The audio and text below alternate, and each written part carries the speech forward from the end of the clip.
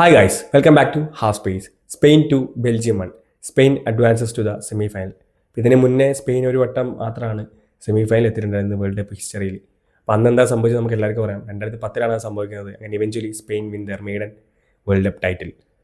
അപ്പോൾ കളിനെ പറ്റി പറയുകയാണെങ്കിൽ സ്പെയിനാണ് കൂടുതലും കളി ഡൊമിനേറ്റ് ചെയ്ത് കളിച്ചിട്ടുണ്ടായിരുന്നത്. ബെൽജിയം നല്ല രീതിക്ക് ഡിഫെൻഡ് ചെയ്യുന്നുണ്ട്. അപ്പം ബെൽജിയത്തിൻ്റെ രണ്ട് ഇമ്പോർട്ടൻറ്റ് പ്ലേയേഴ്സ് മിസ്സിംഗ് ആയിരുന്നു, ടീലമെൻസും അതേപോലെ തന്നെ അമദു ഒനാനയും. ഡബിൾ പിവട്ടിൽ മിഡ്ഫീൽഡിൽ കളിക്കുന്ന ഈ രണ്ട് പ്ലേയേഴ്സും ഇല്ലാത്തത് ബെൽജിയത്തിന് ഒരു തിരിച്ചടി ആയിരുന്നു. പക്ഷെ എന്നിട്ടും ബെൽജിയം നല്ല രീതിക്ക് തന്നെ സ്പെയിനെതിരെ കളിക്കുന്നുണ്ട്. അപ്പോൾ സ്പെയിനിൻ്റെ ഡിഫൻസിനെ പറ്റി നമുക്കറിയാം, ഈ വേൾഡ് കപ്പിൽ ഒരു ഗോൾ പോലും കൺസിഡർ ചെയ്തിട്ടില്ല. കളിച്ച എല്ലാ കളിയിലും ക്ലീൻ ഷീറ്റുമായിട്ടാണ് സ്പെയിൻ മുന്നോട്ട് പോയിട്ടുണ്ടായിരുന്നത്. അപ്പം ആ സ്പെയിനെതിരെ ഒരു ഗോൾ അടിക്കാൻ വേണ്ടിയിട്ട് ബെൽജിയത്തിന് പറ്റുന്നുണ്ട്. അപ്പോൾ കളിയിൽ ബെൽജിയത്തിന് ഭയങ്കര അട്രാക്റ്റിംഗ് ത്രെട്ടൊന്നും ഉണ്ടാകുന്നില്ല. ബെൽജിയത്തിൻ്റെ കളിച്ച പ്ലേയേഴ്സിൽ ഏറ്റവും ബെറ്റർ ആയിട്ടുണ്ടായിരുന്ന രണ്ട് പ്ലേയേഴ്സ് പറഞ്ഞാൽ കോർട്ടോവെ അതേപോലെ തന്നെ ഡോക്കു ആണ്. ഡോക്കു എന്തെല്ലോ ചെയ്യാൻ ശ്രമിക്കുന്നുണ്ട്, പക്ഷേ ഇതിലൊരു ഡോക്കുവിൻ്റെ എപ്പോഴും കളിക്കാൻ സപ്പോർട്ട് ചെയ്ത് കളിക്കാൻ ഒരു ആളില്ലാത്തതൊരു വലിയ പ്രശ്നമായിട്ട് മാറുന്നുണ്ട്. അപ്പോൾ ഇന്നലത്തെ ഗോളുകളെ പറ്റി സംസാരിക്കാം. സ്പെയിനാണ് ഫസ്റ്റ് ഗോൾ അടിക്കുന്നത്. 30 മിനിറ്റിലാണ് സ്പെയിൻ ഫസ്റ്റ് ഗോൾ സ്കോർ ചെയ്യുന്നത്. അപ്പം സ്പെയിൻ്റെ റൈറ്റ് സൈഡിൽ കൂടെയാണ് ഇന്നലെ കുറേ അറ്റാക്കുകൾ നടന്നിട്ടുണ്ടായിരുന്നത്. ലെമിൻ യമാൽ, പെഡ്രോ പോറോ, അതേ കോമ്പിനേഷനിലൊരു പ്ലേ വരുന്നു ആൻഡ് കട്ട് ബാക്ക് ഡാനി ഓൾമോയുടെ ഷോട്ട് കോർട്ടോ പാരി ചെയ്യുകയാണ്, പക്ഷേ അത് കറക്റ്റായിട്ട് പോകുന്നില്ല. And Fabian Ruiz right place right time. ഇന്നലെ പെഡ്രിക്ക് പകരം ഫാബിയൻ റൂയിസ് സ്റ്റാർട്ട് ചെയ്തതാണ്. അപ്പം അതിനൊരു അഡ്വാൻറ്റേജ് ഉണ്ടാക്കാൻ വേണ്ടി ഫാബിയൻ റൂയിസിന് പറ്റിയാണ്. അങ്ങനെ ഫാബിയൻ റൂയിസ് ആണ് സ്പെയിനിന് വേണ്ടി ഫസ്റ്റ് ഗോൾ സ്കോർ ചെയ്യുന്നത്. അത് കഴിഞ്ഞിട്ട് 41 മിനിറ്റിലാണ് ബെൽജിയം ഇക്വലൈസർ ഗോൾ അടിക്കുന്നത്. ഡിബ്രോയിൻ്റെ ഒരു കിഡിലൻ ഡെലിവറി ആൻഡ് കെറ്റ്ലാറെ വിത്ത് ബ്രില്യൻ ഗോൾ. അപ്പോൾ കുബാർസിൻ്റെ ഒപ്പം ചലഞ്ച് ചെയ്തിട്ടാണ് ആ ഗോൾ കെറ്റ്ലാർ സ്കോർ ചെയ്യുന്നത്. അങ്ങനെ സ്പെയിൻ ആദ്യത്തെ ഗോൾ കൺസീഡ് ചെയ്യുകയാണ് ഈ വേൾഡ് കപ്പിൽ. അപ്പോൾ ഇന്നലെ ബെൽജിയത്തിന് വേണ്ടി നന്നായി കളിച്ച രണ്ട് പ്ലേയേഴ്സ് ഡോക്കും അതേപോലെ തന്നെ കോർട്ടോ എന്ന് നമ്മൾ പറഞ്ഞു. പക്ഷേ കോർട്ടോയ്ക്ക് ഇഞ്ചറി പറ്റുകയാണ്.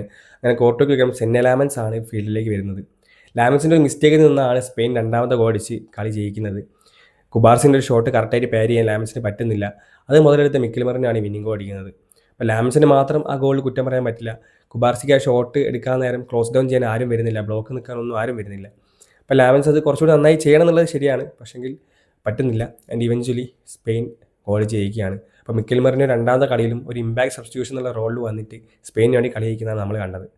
അപ്പോൾ ഇന്നലെ നന്നായി കളിച്ച സ്പെയിനിൻ്റെ പ്ലേയേഴ്സ് എന്ന് പറഞ്ഞാൽ ഡാനി ഓൾമോ കിടലായിട്ടാണ് കളിച്ചത്. നിരവധി അറ്റംപ്റ്റുകൾ ഉണ്ടായിരുന്നു. അതേപോലെ തന്നെ ഡാനി ഓൾമോ എപ്പോഴും ഒരു സ്പേസ് ക്രിയേഷന് വേണ്ടി സ്പെയിനെ സഹായിക്കുന്ന ഒരു പ്ലെയറാണ്. അതേപോലെ കുബാർസി ഇന്നലെ നല്ല രീതിക്കാണ് കളിച്ചിട്ടുണ്ടായിരുന്നത്. നിരവധി ലോങ് ബോളുകൾ കുബാർസി കൊടുക്കുന്നുണ്ടായിരുന്നു. അതേപോലെ വിന്നിംഗ് ഗോളിന് വേണ്ടി ഇമ്പോർട്ടൻ്റ് ആയ ഷോട്ട് എടുത്തത് കുബാർസിയാണ്.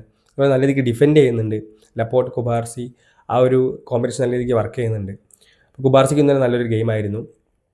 അപ്പം ഞാൻ ഫ്രാൻസ് വീഡിയോയിൽ പറഞ്ഞ പോലെ തന്നെ എൻ്റെ ആഗ്രഹം പോലെ തന്നെ ഫ്രാൻസ് വേഴ്സസ് സ്പെയിൻ എന്ന് പറഞ്ഞ സെമിഫൈനൽ മത്സരം നമുക്ക് കാണാൻ പറ്റുകയാണ്. Lamine Yamal versus Kylian Mbappe, ഫ്രാൻസിൻ്റെ മിഡ്ഫീൽഡ് വേഴ്സസ് സ്പെയിൻ്റെ മിഡ്ഫീൽഡ്. അതുപോലെ തന്നെ ഈ രണ്ട് ടീമും നമുക്കറിയാം സ്റ്റാർ സ്റ്റഡഡ് ആയിട്ടുള്ള ഒരു കളി ഒറ്റയ്ക്ക് നിയന്ത്രിക്കാൻ പറ്റുന്ന അല്ലെങ്കിൽ ഒറ്റയ്ക്ക് മാറ്റി മറക്കാൻ പറ്റുന്ന കൈൻഡ് ഓഫ് പ്ലേയേഴ്സ് ഉള്ള ടീമാണ് ഇത് രണ്ടും നടന്നത്.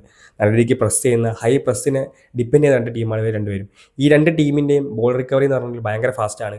ബോൾ കയ്യിൽ നിന്ന് പോയി കഴിഞ്ഞാൽ പെട്ടെന്ന് പ്രസ് ചെയ്ത് ബോൾ എടുക്കുന്ന രണ്ട് ടീമാണിത്.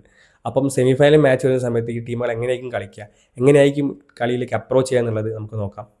അപ്പോൾ നിങ്ങൾ സ്പെയിൻ വേഴ്സസ് ബെൽജിയം മാച്ച് കണ്ടവരാണെങ്കിൽ നിങ്ങളുടെ ഒപ്പീനിയൻസും തോട്ട്സും കമൻറ്റ് ചെയ്യുക. ഇനി വരാൻ പോകുന്ന ഫ്രാൻസ് വേഴ്സസ് സ്പെയിൻ മത്സരത്തിനെ പറ്റിയുള്ള പ്രഡിക്ഷനും കമൻറ്റ് ചെയ്യുക. Until next time, peace out.